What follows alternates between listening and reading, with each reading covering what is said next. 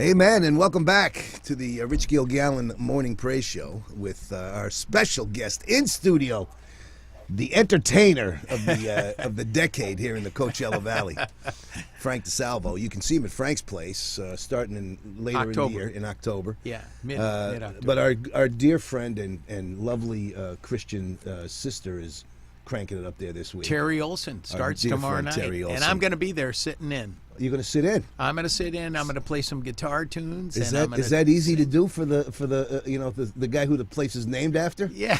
What a good guy. Well, Terry Olson is awesome. Broadway style talent, and we're going to get Terry in here too. Maybe Terry will do a show. Oh yeah, because she's a Bible thumping, born again, gospel great, great woman, great lady. And we're trying to fill some spots in here. I'm actually negotiating with this guy across from you, but he's a hard guy because he's busy, and this is his vacation season. You work from September through May. Through May. Like a dog, I might point out. Well, a lot, but yeah. No, enough. Enough. And of course, Frank has a unbelievably beautiful child bride, who I'm sure is tuning in today. Oh yeah, she's listening. My dear friend Addie, who is his biggest supporter and fan, and I have to tell you, when I see.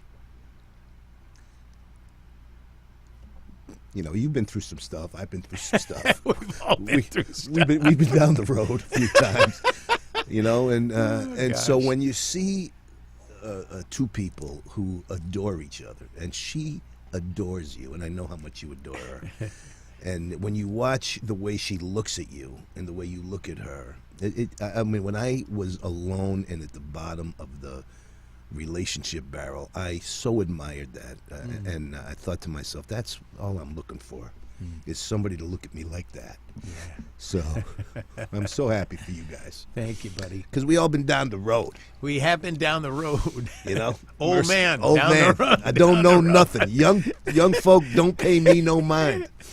And so Frank is kind enough to come in today and talk about Jesus, and I say this, and this is very odd. I think we've only seen it a few times in our lifetime, where an entertainer is not afraid to mention Jesus Christ in his show. Absolutely, and you can count them on one hand. I mean, Pat Boone. Yep. Never took a backward step. Amen. From the gospel, and I met him at the Sinatra one year. And, yeah, me too. And I told him that. I said, I just want to thank you for always standing up for the Lord. Yeah. And can you imagine when he was there? It was rock and roll was dominating, and in some cases, dark rock and roll. But he kept going. And there's a few guys, that were not afraid. And more country guys. More country guys. Yeah. They're the salt of the earth, America. And I heard the guy from Kansas one day in an interview, and he said, my biggest regret of my life is Dust in the Wind that I wrote, and I wish I could take it back. Really? At this point in my life, I found Jesus Christ. I'm in the book of life, and boy, I wish I could take that song back. I wish I could say, don't play that song anymore. Don't play that song. So these things are legacy, once they're out there. So what do you got for us now? You got another one for me? I remember meeting Pat Boone real quick. Yeah. I just walked up and I said, "Hi, brother." He looks at me. He goes, "Brother, that sounds so good." Isn't that nice? Now, before you start, as a guitar maven that you are, there might be a young kid listening to the program today who's starting to learn how to try to play the guitar, and he's played for a couple weeks, and his fingers are killing him. Yeah, right. And they're bleeding, and they're sore. Yeah. What do you say to a new guitar player who's trying to get to that point where it starts to make sense? And how long did it take, even for you? Well, me, I was so thrilled with learning the guitar. I had just seen the Beatles on Ed Sullivan. As we all did. Yeah. February of 1964. That kicked me into gear. Yes. I'll tell you. I had Beatles 45s. Yeah. And I would take them and put them on my mother's phonograph. Yeah. And I would grab a yardstick And make believe it was a I guitar. make believe it was a guitar Yeah. and sing to the things. Isn't well, that something? one night my dad came home and he goes, "You want guitar lessons?" And I go, "Yeah." And he goes, "Okay, well, this guy, I worked on his car and he can't pay me, and he said if you want to, I'll give lessons. I'll give lessons to your son." And I go, "Great, I don't have a guitar."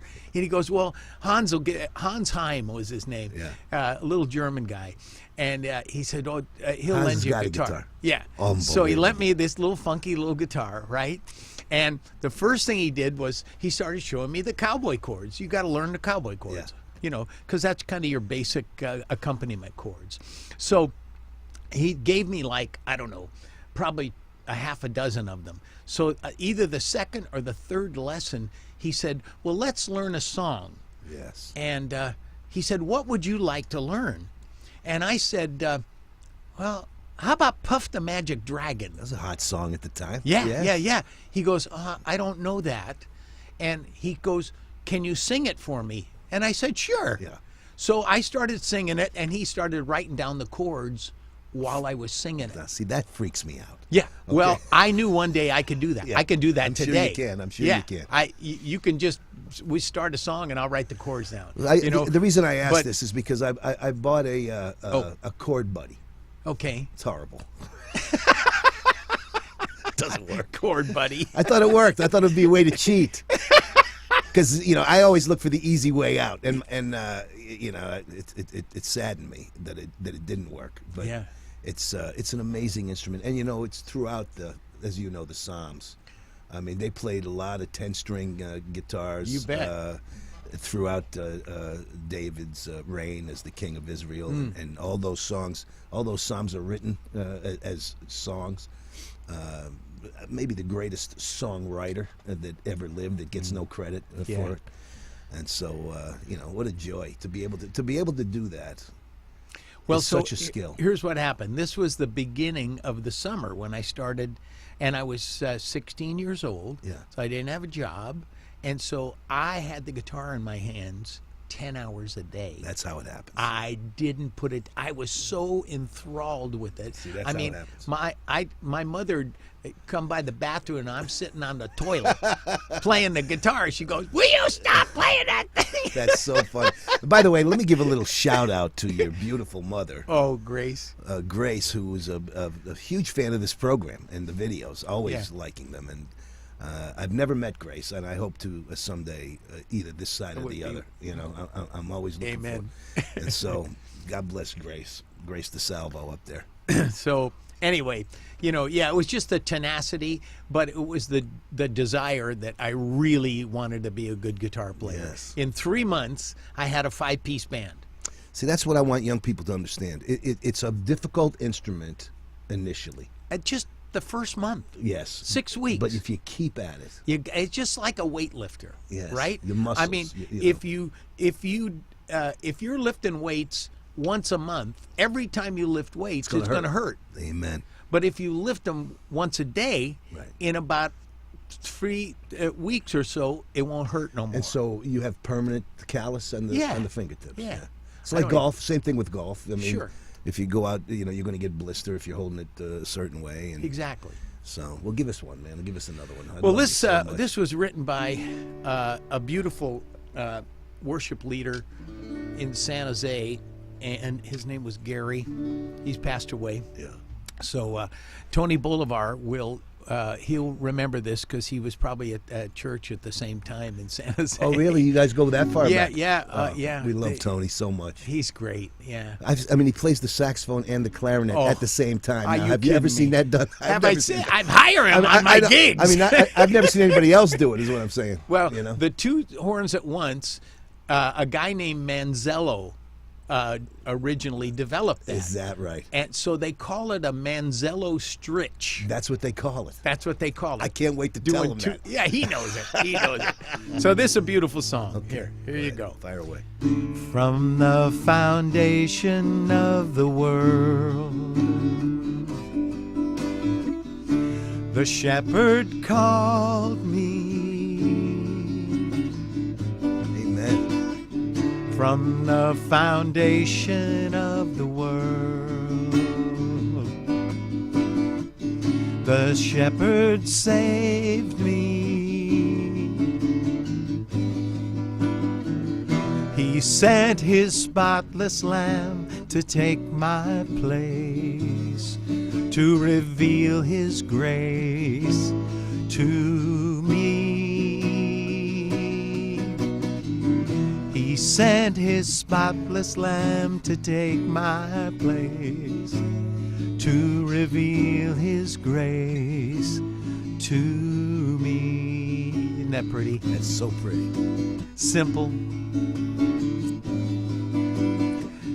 From the foundation of the world, Amen. the shepherd called me. From the foundation of the world, the shepherd saved me. He sent his spotless lamb to take my place, to reveal his grace to me. He sent his spotless lamb to take my place, to reveal his grace to me. Amen. Amen. Isn't that pretty? Isn't that pretty? Gorgeous song. It's We gorgeous. used to sing that in church. You know, You're the best. That was one of our favorites. You are the best. All right, I got to play one or two more, and then Frank will be back, and we'll wrap up our program today. What a blessing and a pleasure to have Frank DeSalvo with us. And it gives me a chance to play him a little, one or two cuts that I've wanted him to hear for a while. This is my old friends, dear old friends. Some of them are no longer with us.